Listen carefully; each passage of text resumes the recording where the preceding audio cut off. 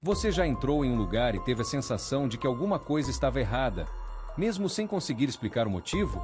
Talvez fosse o silêncio. Talvez fossem as luzes. Ou talvez fosse aquela impressão estranha de que você já esteve ali antes. Se algum dia você encontrar um corredor cheio de portas brancas, todas exatamente iguais, não tente descobrir o que existe atrás delas. E, principalmente, não abra a porta que estiver chamando pelo seu nome. O nome do homem que registrou essa história era Marcos. Ele trabalhava como segurança noturno em um prédio comercial que estava prestes a ser demolido. O local tinha 20 andares, mas apenas os 3 primeiros ainda eram utilizados para armazenar móveis e documentos antigos. Seu trabalho era simples: chegar às 11 da noite, verificar as câmeras, caminhar pelos corredores a cada 2 horas e ir embora quando o sol nascesse. Naquela noite, porém, pouco depois das 2 da manhã, uma das câmeras mostrou algo que não deveria existir. A câmera do 12º andar estava ligada. Marcos ficou alguns segundos olhando para o monitor, tentando entender o que estava acontecendo. O 12º andar não tinha energia. Na verdade, todos os andares acima do terceiro estavam completamente vazios e tinham sido isolados meses antes. Mesmo assim, a imagem aparecia perfeitamente na tela. Ela mostrava um corredor comprido, iluminado por lâmpadas fluorescentes. As paredes eram bege, o chão estava coberto por um carpete amarelado e, dos 2 lados, havia diversas portas brancas. Marcos aproximou o rosto do monitor. Nenhuma daquelas portas existia no prédio. O 12º andar era um espaço aberto, sem divisórias, usado antigamente como escritório. Ele pensou que talvez a câmera estivesse apresentando uma gravação antiga. Tentou trocar de canal, mas a imagem permaneceu na tela. Então uma das portas se abriu. Devagar. Do outro lado não havia um escritório. Não havia móveis. Não havia nada. Apenas escuridão. Marcos observou durante alguns segundos, esperando que alguém aparecesse. Foi quando uma mão surgiu de dentro da porta. A mão segurava uma pequena placa de plástico. Nela estava escrito: Marcos, suba. A porta se fechou imediatamente. Marcos se afastou do monitor. Seu primeiro impulso foi sair do prédio e chamar a polícia, mas ele sabia como aquilo pareceria. Uma porta inexistente apareceu em uma câmera desligada e chamou seu nome. Ninguém acreditaria. Ele respirou fundo e pegou o rádio, a lanterna e o molho de chaves. Antes de deixar a sala de segurança, olhou novamente para a câmera. O corredor continuava vazio. Mas agora todas as portas estavam abertas. Marcos entrou no elevador e apertou o botão do 12º andar. Nada aconteceu. O botão estava desativado. Ele tentou novamente. Dessa vez, as portas do elevador se fecharam sozinhas. O painel começou a subir. 4º andar. 5º. 6º. Os números continuaram aumentando, embora o prédio estivesse completamente sem energia naqueles andares. Quando o elevador passou pelo 11º, as luzes piscaram. Por alguns segundos, todos os números desapareceram. No lugar deles surgiu uma única palavra: volte. Marcos apertou o botão do térreo. O elevador não respondeu. Um ruído metálico ecoou acima de sua cabeça. Parecia que alguma coisa pesada estava rastejando sobre a cabine. Marcos apontou a lanterna para o teto. O som parou. O painel marcou o 12º andar. As portas se abriram. O corredor mostrado na câmera estava diante dele. As mesmas paredes bege. O mesmo carpete velho. As mesmas lâmpadas fluorescentes. E dezenas de portas brancas. Marcos permaneceu dentro do elevador, segurando o botão para impedir que as portas se fechassem.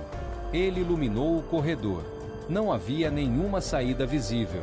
Apenas portas. Todas possuíam pequenos números escritos em placas metálicas. Marcos percebeu que aquilo não fazia sentido. Ele estava no 12º andar, mas as portas estavam numeradas como se pertencessem ao primeiro. O rádio preso em seu uniforme começou a emitir estática. Em meio ao chiado, uma voz falou: "Não deixe o elevador fechar." Marcos olhou para o aparelho.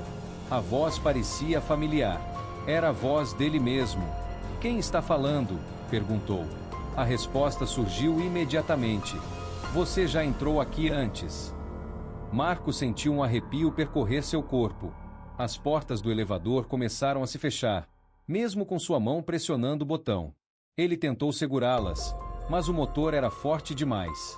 Antes que se fechassem completamente, a voz falou novamente: "Não abra a porta 112. O elevador desapareceu atrás dele. Marcos ficou sozinho. Por alguns segundos, permaneceu parado, esperando que as portas se abrissem novamente. Nada aconteceu. Ele tentou chamar alguém pelo rádio, mas apenas escutou estática. Sem outra opção, começou a caminhar pelo corredor. O carpete estava úmido. Cada passo produzia um som baixo, como se ele estivesse pisando sobre uma esponja encharcada. Marcos passou pela porta 101, depois pela 102. Quando chegou à porta 103, ouviu um telefone tocando do outro lado. Ele ignorou. Na porta 104, escutou uma criança chorando. Na 105, alguém batia na madeira lentamente. 3 batidas. Uma pausa. Mais 3 batidas. Marcos continuou andando. Na porta 106, ouviu a própria mãe chamando por ele.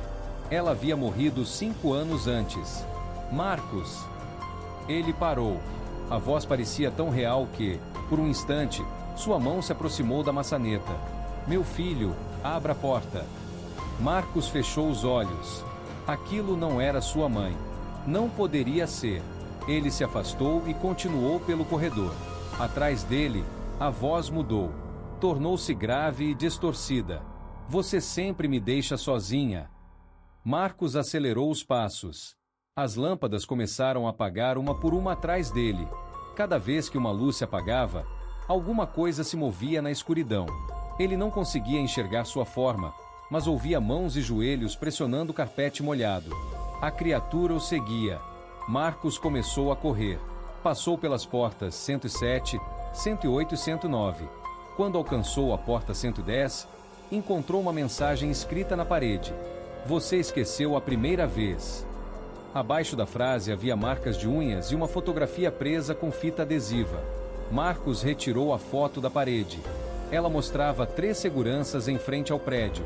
Um deles era Marcos. A fotografia parecia ter sido tirada muitos anos antes. Ao lado dele havia 2 homens que ele não reconhecia. No verso estava escrita uma data de 8 anos atrás. Marcos tinha certeza de que nunca havia trabalhado naquele prédio antes daquele mês. Mas na fotografia ele vestia o mesmo uniforme. O rádio voltou a funcionar. "Agora você está começando a lembrar", disse a voz. "Quem é você?" "Eu sou você", depois de abrir a porta. O corredor ficou em silêncio. Marcos olhou para a porta 110. A maçaneta começou a girar sozinha. Ele deu alguns passos para trás. A porta se abriu.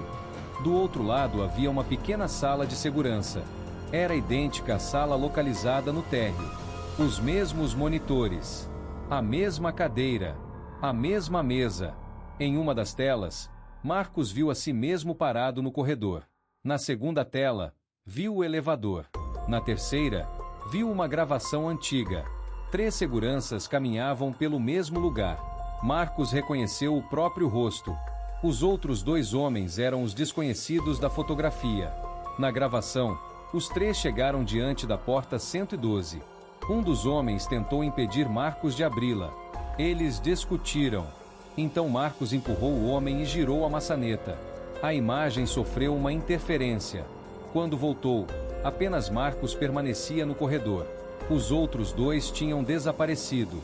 Marcos entrou na sala e aproximou-se dos monitores. Um arquivo de vídeo começou a ser reproduzido automaticamente. Seu rosto apareceu na tela. Era uma versão mais velha e machucada dele mesmo. Se você está assistindo a isso, significa que o corredor trouxe você de volta. Marcos ficou imóvel. A gravação continuou. 8 anos atrás, nós encontramos este lugar. Éramos 3. Eu abri a última porta e aquilo levou os outros 2. Quando consegui escapar, não me lembrava de nada. O corredor apagou tudo. O homem na tela olhou para trás, assustado. Mas ele nunca deixa ninguém sair de verdade. A cada 8 anos, ele chama uma das pessoas que escaparam. Desta vez, chamou você. Marcos começou a lembrar. Fragmentos surgiram em sua mente. Ele e os outros seguranças entrando no elevador. As portas brancas. Os gritos. Uma coisa alta e magra saindo da escuridão. Marcos caiu de joelhos. Agora se lembrava dos nomes. Daniel e Roberto. Os dois haviam desaparecido quando ele abriu a porta. A gravação terminou com o último aviso. A porta 112 não guarda uma saída. Ela guarda aquilo que está fingindo ser você. Todas as telas se apagaram. Do corredor veio o som de passos. Não eram mais movimentos rastejantes. Agora pareciam passos humanos. Marcos apontou a lanterna para a entrada da sala. Um homem estava parado diante da porta. Vestia o mesmo uniforme. Tinha o mesmo rosto. Era uma cópia perfeita de Marcos. A única diferença eram os olhos. Completamente pretos. Você demorou, disse a cópia. Marcos recuou. O que você é? A criatura sorriu. A parte de você que ficou aqui. Ela entrou na sala. Marcos procurou alguma coisa que pudesse usar como arma e encontrou um extintor preso à parede. A criatura continuou se aproximando. Você não escapou naquela noite. Eu deixei você acreditar que escapou. Marcos arrancou o extintor do suporte. A cópia inclinou a cabeça. Você viveu 8 anos com as memórias que eu permiti. Agora está na hora de devolver o seu lugar. Marcos disparou o extintor contra o rosto da criatura. Uma nuvem branca cobriu a sala. Ele correu para o corredor. As portas haviam mudado. Agora todas carregavam o número 112. Centenas de portas idênticas. A criatura saiu da sala e caminhou lentamente atrás dele. Marcos correu sem saber para onde estava indo. As paredes pareciam se estender infinitamente. Por todos os lados, as maçanetas começaram a girar. As portas se abriram ao mesmo tempo. Dentro de cada uma delas havia uma memória diferente. Marcos quando criança. Marcos com sua mãe. Seu primeiro emprego. A noite em que Daniel e Roberto desapareceram. As imagens tentavam fazê-lo parar. Mas ele continuou correndo. Então escutou o som de um elevador. No final do corredor, 2 portas metálicas estavam se fechando. Marcos correu com todas as forças. A criatura percebeu o que estava acontecendo e começou a correr também. Seu corpo se deformou. Os braços ficaram mais longos. As pernas se dobraram para trás. Seu sorriso se abriu até alcançar as orelhas. Marcos alcançou o elevador e entrou segundos antes de as portas se fecharem. Um dos braços da criatura atravessou a abertura. Marcos bateu com o extintor várias vezes. O braço soltou uma substância preta e desapareceu quando as portas se fecharam. O elevador começou a descer. Marcos caiu no chão, tentando recuperar o fôlego. O painel marcou 11, 10, 9. As luzes piscaram. No reflexo das portas metálicas, Marcos viu que seus olhos estavam completamente pretos. Ele tocou o próprio rosto. Quando as luzes voltaram, seus olhos pareciam normais. O elevador chegou ao térreo. As portas se abriram diante da sala de segurança. Marcos saiu correndo do prédio. Ele não parou até alcançar a rua. Quando olhou para trás, todas as janelas do 12º andar estavam iluminadas. Diversas silhuetas observavam de lá. Na manhã seguinte, Marcos pediu demissão. O prédio foi demolido algumas semanas depois. Durante a remoção dos escombros, os trabalhadores encontraram uma sala subterrânea que não aparecia em nenhuma planta. Dentro dela havia dezenas de portas brancas empilhadas. Em uma das paredes, estavam escritos os nomes de todas as pessoas que haviam desaparecido naquele lugar. Daniel, Roberto e, no final da lista, Marcos. Abaixo de seu nome havia uma data. A mesma noite em que ele acreditava ter escapado. 3 dias depois, a polícia encontrou as gravações da câmera de segurança do prédio. Elas mostravam Marcos entrando no elevador às 2h15 da manhã. Mas ele nunca apareceu saindo. A figura que deixou o prédio ao amanhecer se parecia exatamente com ele. Vestia suas roupas. Carregava seu rádio. E tinha seu rosto. Porém, antes de atravessar a porta principal, a figura olhou diretamente para a câmera. Seus olhos estavam completamente pretos. O falso Marcos nunca foi encontrado. Algumas pessoas acreditam que ele continua trabalhando como segurança em prédios abandonados, esperando encontrar outro corredor de portas brancas. Outras dizem que ele procura pessoas que estejam sozinhas durante a madrugada. Pessoas que ninguém sentiria falta imediatamente. Então, se você estiver trabalhando à noite e uma câmera desligada começar a mostrar um lugar que não deveria existir, não investigue. Não entre no elevador. E, caso encontre uma porta branca com seu nome escrito nela, não escute a voz do outro lado, mesmo que ela pareça ser sua mãe, seu amigo, ou até mesmo você, porque talvez aquela coisa não esteja tentando entrar no nosso mundo. Talvez ela já tenha entrado e esteja apenas procurando alguém para deixar no lugar dela.